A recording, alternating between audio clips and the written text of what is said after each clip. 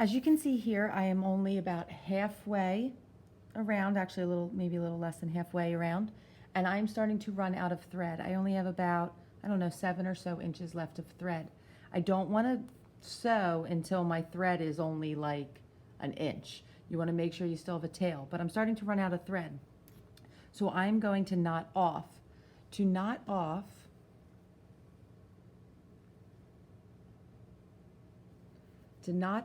I'm going to slide my needle under the previous stitch and pull. I'm going to do that once, and then I'm going to do it again, sliding under the previous stitch. Now when I do that, I create this loop. I put my needle through the loop and pull. I'm going to do that another time. Put my needle through. I have a loop. I put my needle through the loop and I pull. Similar to the other way, make sure you don't have any puckers when you're doing that. I'm going to leave about a 2-inch tail. And then I'm going to rethread my needle and continue on. So I have rethreaded my needle and I have placed a knot at the end. And I'm going to continue on. But to continue on, I'm going to start at that last stitch. So I'm going back a little bit. And then I will continue on with my sewing.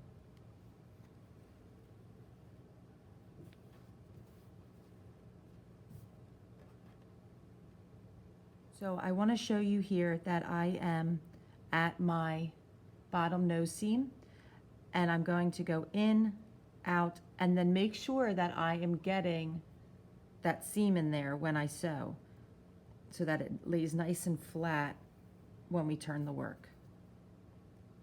So I'm on the edge here, and my mark that I made is here. I'm going to pivot one last time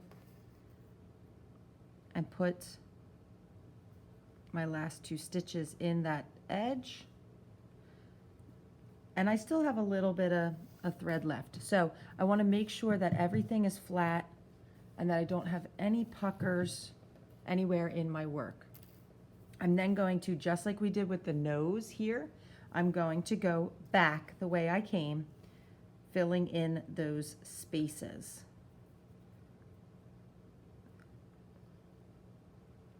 So I'm going to work my way back.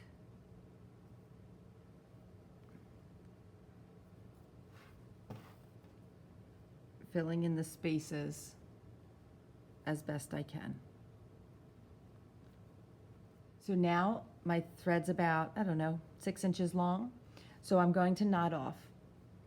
So once again, I'm going to slide my needle underneath that last stitch I made. Actually be a stitch from the previous.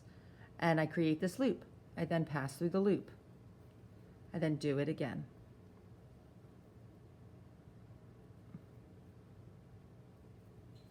And I'm just going to do it one more time for good measure.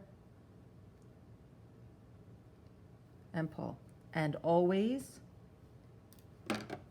leave a little bit of a tail. And then I'm going to rethread and continue on.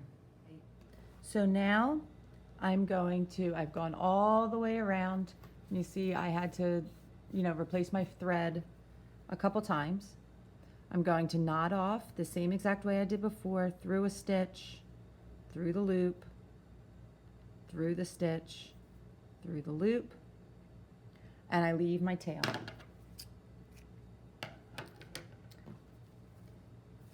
And you want to make sure everything's nice and smooth and flat. Do that before you knot off.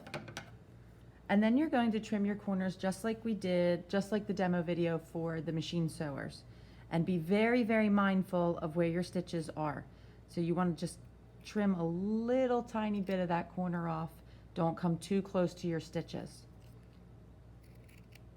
A little tiny bit.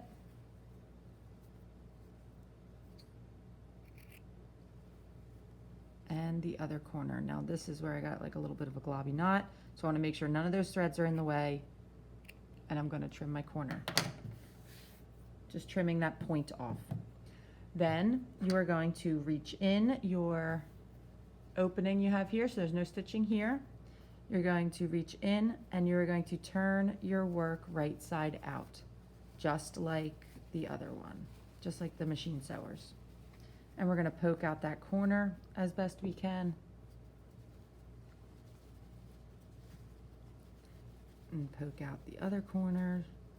So you should be poking out 4 corners.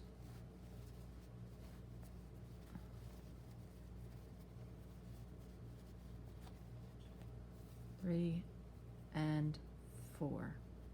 Now, if you have an iron, you're going to go over to the iron, which is the next demo video. If you don't, we can make this work without ironing. You can just, what's called finger press, where you just kind of really press out the seams hard along every edge. Flatten it out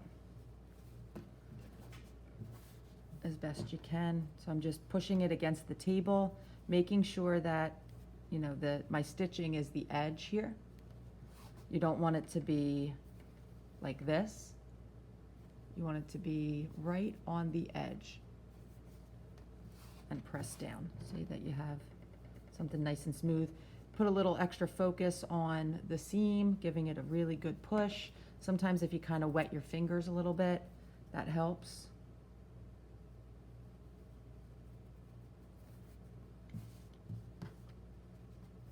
You can also do this with an iron if you have one. All right, so it should look something like this before next steps. Now, once you've completed this, which I would like for you to complete this today or over the weekend, I need you to post a picture right after this video of this completed portion.